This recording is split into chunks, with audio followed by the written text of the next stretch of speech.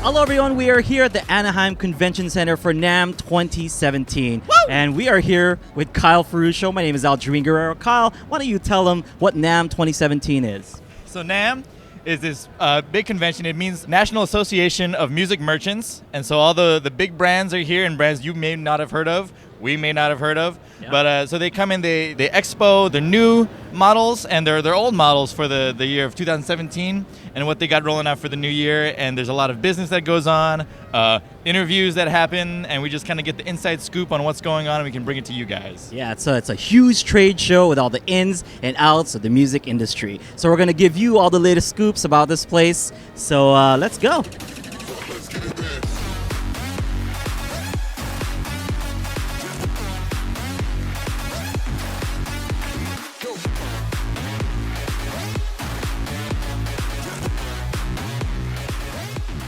Hello everyone, that concludes day one for the NAMM Show 2017. Whoa. Man, oh my goodness, I'm tired. I am pooped. But anyway, we saw a lot of cool stuff, so let's try to reflect back on what we saw. Did you see anything interesting? We saw a ton of different ukuleles. We were looking for accessories, the most innovative, things that look good and sound good to us. Mm-hmm. One of them was the Eleuke. It had the Bluetooth capability. I've never seen that before with Bluetooth, so you can hook it up to your phone or like a Bluetooth speaker and jam along with like a backing track if you want to practice. Nice. Or if people are tired of hearing you practice, then you can just plug that in and make everyone else happy. And I thought that was pretty cool. And it sounded pretty good too. It's pretty cool. They had a nice Beats headphones right there at the booth, and you just plug it in. Not and included. You play. Not included. By the way, not included. You plug it in, you play it, and you hear yourself play. So you don't even need an amp, anything powered, anything like that. Yeah. Just plug in, just play. You can hear it. It's amazing. Which is good if you're like on a budget, like I am, because I'm poor. I'm a musician. It's college kid right here. Bluetooth speakers, those work, or like an iPhone. Like the Bluetooth capabilities. Like it's great nowadays. It's awesome. So you feel like that was one of your innovative picks for? I thought so. I just like electronic stuff, so that was cool to me. So for the nice looking ukuleles, I saw something that was made by Sumi Kobo. And Sumi Kobo makes guitars for people like Rai Cooder. So you know that this guy makes good stuff. So it was over at the Takumi booth, and I saw it, and it looks just like an ukulele replica of a Gibson Songbird. Amazing. It was amazing. It's rare that you see a Sunburst ukulele, so I love it, love it, love it. Anything else you saw that was cool? I saw an ukulele clock. Oh. Take that. It was by Riptide Ukuleles. It looked like a regular ukulele, except instead of the hole, there was a little clock part right in the middle, and if you turn it around, there's like the part where you can go like set the clock and everything, put the battery in. Mm-hmm. So like for those of you who are like me that just leave the ukulele hanging up on the wall, at least now you can tell time. Yeah. Right on. So we saw a lot of new Flukes. And Fluke actually made a new sound hole. So they have a nice little peace sign sound hole. They got cool art concepts. That's for their front soundboard part of their ukuleles. Really, really, really cool stuff. So if you guys are into Flukes, they got some new stuff over there as well. Speaking of new designs, was it Enya Music had their ukulele for their 5-year anniversary that came out. I got to play around with it a little bit, but it's this beautiful blue ukulele. I'm not quite sure of the wood, but it has like this, at the very bottom of the ukulele, there's like this little cutaway part that I thought was really cool looking.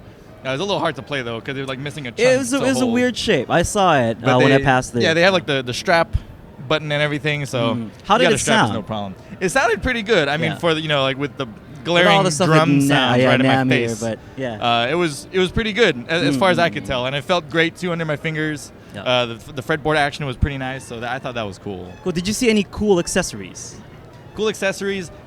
Not so much. I did see Thalia Capos. They're actually a guitar company, but they make capos that you can change out the rubber part that goes on the strings of the fretboard. I think they have like 17 different type of models to tailor the different curvatures of your fretboard. Wow. So they even have one for ukuleles and everything. That's like legit. banjos, guitars, mandolin, whatever you play. So it's crazy. Well, I saw a couple of cool accessories that you can use for the ukulele. One is called Boogie Juice. I don't know if this is a new thing because Kalei Gamiao apparently already had one in his ukulele case.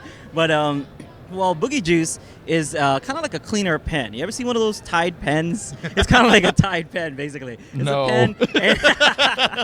Yeah, with all the stains on your shirt still. So it's kind of like a pen, and it basically makes it easier for you to clean, between the space between the fret wire and the fretboard itself. So that's that kind of hard to reach place. All that So it's nasty all stuff. that nasty green gunk, or If you don't wash your hands like I do. exactly, like your clothes. So it's just a nice pen that you can use to start cleaning up your fretboard and your instrument. And I also saw via Kalei Gamiao again. Kalei's been seeing all the cool stuff. He's got everything. I Like, know, I right? think he's putting out these new things. Well, he's the one who told me about this, but there is a magnetic tuner. So it actually connects to, if you have one of those open-geared metal tuners on your ukulele, it basically sticks onto that via magnets, bro.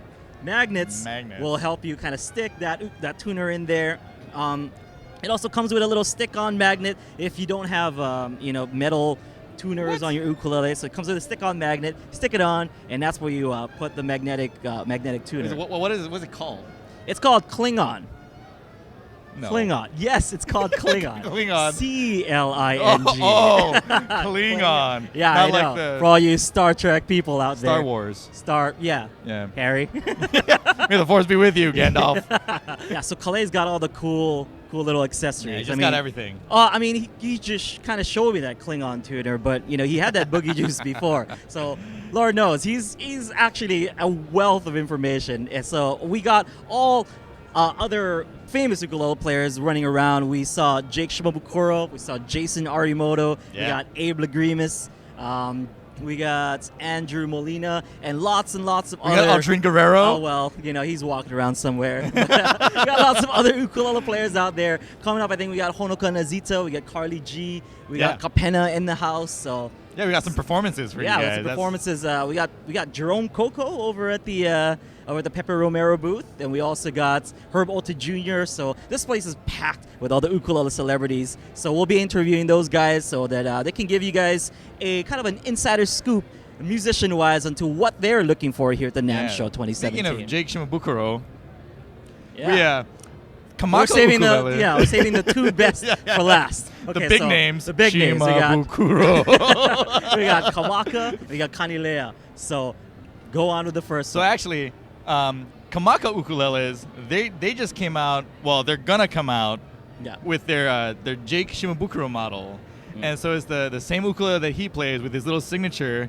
They fit his name, his whole name, on the fretboard, like this way, not this way, but this way. Oh, snap. So And I got to play it, even though there's a little paper that says "Do not touch." Oh, please do not touch. So they're even polite about it. They were begging you not to do it. But I was like, no. But right on, I loved it. I saw it. It's basically the classic Jake model that he uses recently. So if you guys have ever seen his ukulele named Blue, it's the same exact thing. You got the slotted headstock with the flat, with the flat bill right at the top, just like the Martin style slotted headstock.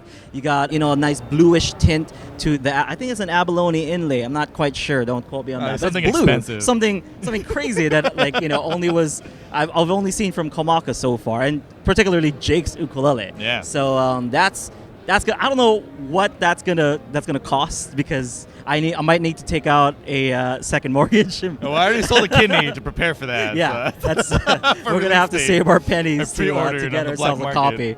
So Kanile'a, let's talk Kanile'a. And by let's, you mean you. Yeah, you didn't see it? I saw some, I'll tell but they you were all talking about to you. it. I just got to look at I'll it. tell you all about it. So Kanile'a's got some great new models. One of my picks for the best looking ukulele far, what I've seen, is only day one, guys, is the Kanile'a ukulele, and it's for the Reforestation Aldrine Guerrero model. No, not the Aldrine Guerrero model. That is 4 years ago. So anyway, the I'iwi, before I get interrupted again by Mr. Kyle Farouche over here, the I'iwi bird featuring koa flowers and leaves on it. It's quite amazing. What they're going to be doing is they built this nice one-of-a-kind ukulele. I think in contention for it is Jack Johnson. So they're going to have Jack Johnson go ahead and play it and pretty much perform with it throughout his next few gigs or maybe the year. And what they're going to do is they're going to auction it off. And then the proceeds go to the Reforestation Project of Kanile'a. So amazing stuff. They're not just building beautiful ukuleles, but they're also being environmentally conscious. Yes, and I actually got to play it. So again, I didn't know much about it, but I got to play it before Jack Johnson did, so to like not diminish the value. So you basically one-upped Jack Johnson. So at this point, you're that much better than Jack Johnson, right? No, the ukulele is just worth that much less. But I got to play it because there's like they have the sound hole on the top. Yeah. And I thought that's like just the sound that comes from that with their new bracing. Yeah. That comes from that ukulele. It just sounds gorgeous. Yeah. And especially just with the looks and the sound, I think that's one of my top picks for the best sounding looking ones. We're really looking forward to all the other stuff that we're going to be seeing tomorrow at the NAMM show 2017. What's your prediction? What do you want to see? I don't know. I just want to see something crazy, like something that just makes me like, I've never really seen it before. Kind of like that Bluetooth, ukulele thing, but like, it's still pretty much like a traditional ukulele with the Bluetooth. Yeah. But something, whether it's just like something like really well made, like a Jake Shimabukuro model, or an Aldrine Guerrero model, or a Kyle Ferruccio model, whatever. Whatever. We're going to be looking for it tomorrow at the NAMM 2017, so make sure to keep an eye out for our coverage for day 2 on the upstairs portion of NAMM 2017. Have a great one, guys. Aloha.